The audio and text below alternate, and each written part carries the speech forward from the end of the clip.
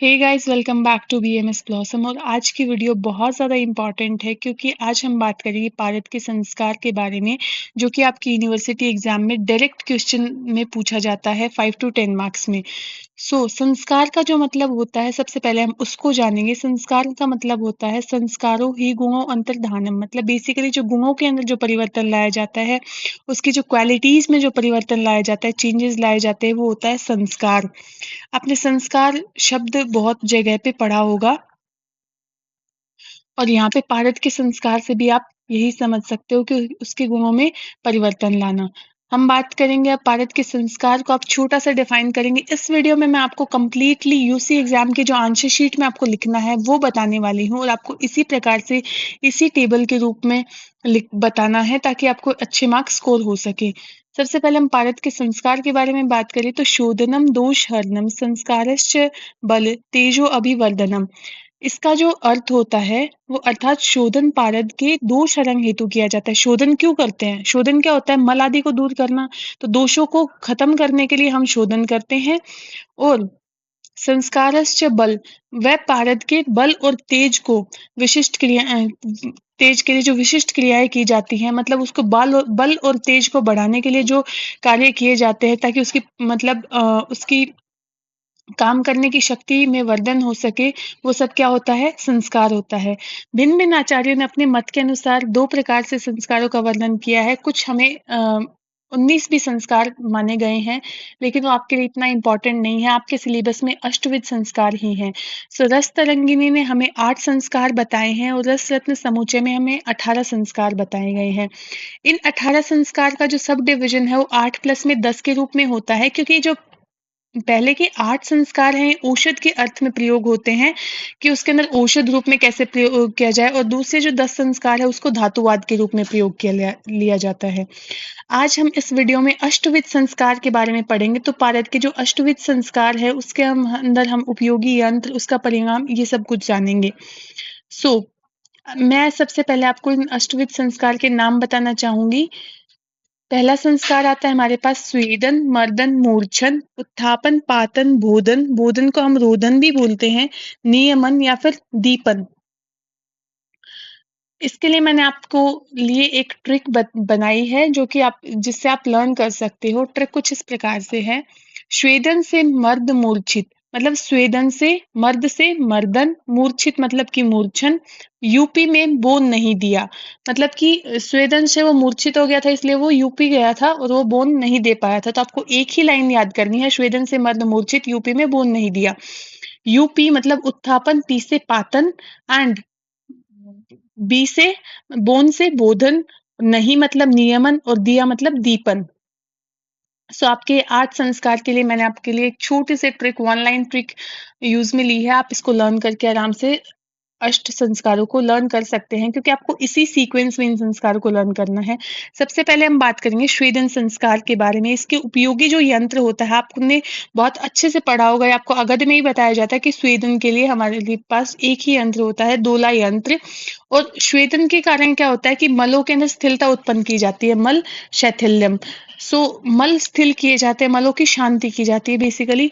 और मर्दन, नेक्स्ट आता है हमारे पास मर्दन। मर्दन जो है वो हम खरल में करते हैं। खरल कुछ इस प्रकार से होती है, ये उसका मतलब इसका स्ट्रक्चर कुछ इस प्रकार से होता है। और खरल के अंदर क्या होता है कि बहिर्मल विनाशनम, जो बाह्य जो मल होते हैं उनका विनाश मर्दन से होता है। नेक्स्ट हम बात करते हैं मूर्छन। मूर्छन क्या है? तप्त खरल में। ये तप्त खरल बेसिकली जो कि अग्नि के संयोग में लोह की बनी हुई होती है। अब तप्त खरल से लर्न कर सकते हैं कि मूर्छन मतलब तप्त मतलब कि अग्नि, अग्नि से किसी को क्या होता है? मूर्छा उत्पन्न होती है, और मूर्छा उत्पन्न होते ही वो क्या हो जाता है? नष्ट हो जाता है, नष्ट पिष्ट कारकम, और उसके सारे दोष खत्म हो जाते हैं। किसी कोई अग्नि के संयोग में आता है तो भस्म हो जाता है, तो भस्म होते हैं उसके सारे दोष खत्म हो जाते हैं, और रुजा हरम, रुजा जो है वो खत्म हो जाती है। नेक्स्ट हम बात करते हैं उत्थापन संस्कार के बारे में। उत्थापन संस्कार जो है वो कांजी के साथ में दोला यंत्र में स्वेदन के थ्रू किया जाता है। और स्वेदन के बाद में क्या होता है कि मूर्छा व्यापित हरम, शप्त कंचुकी दोष हैं वो भी उत्थापन के द्वारा ही दूर किए जाते हैं, और पूती दोष हरम। ओके, नेक्स्ट हम बात करते हैं पातना की। पातन की। पातन के लिए हम प्रयोग में लेंगे पातन यंत्र। और पातन के लिए आपको जो इसके परिणाम मिलेंगे वो नाग वंग दोषहरम यौगिक दोषहरम।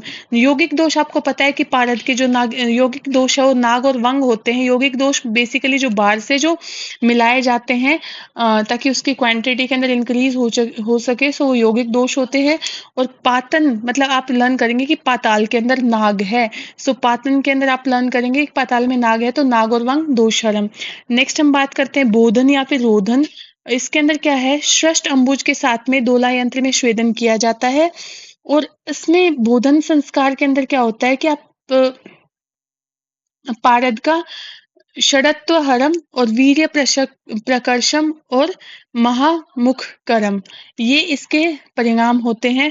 नेक्स्ट हम बात करते हैं नियमन की। तो नियमन जो है वो दोला यंत्र में किया जाता है, स्वेदन भी दोला यंत्र में किया जाता है, उत्तापन भी जो है वो दोला यंत्र में किया जाता है, और बोधन भी दोला यंत्र में किया जाता है। सो आप लर्न कर सकते हैं कि कौन कौन से संस्कार दोला यंत्र के थ्रू किया जाता है। तो नियमन, नियमन मतलब कि कंट्रोल में लेके आना। तो ये दोला यंत्र में हम उसका चपलत्व निवर्ते है, मतलब कि उसकी चपलता मतलब उसकी चंचलता को नष्ट करते हैं और उसे कंट्रोल में लेके आते हैं और उसे वीर्यवान बनाते हैं।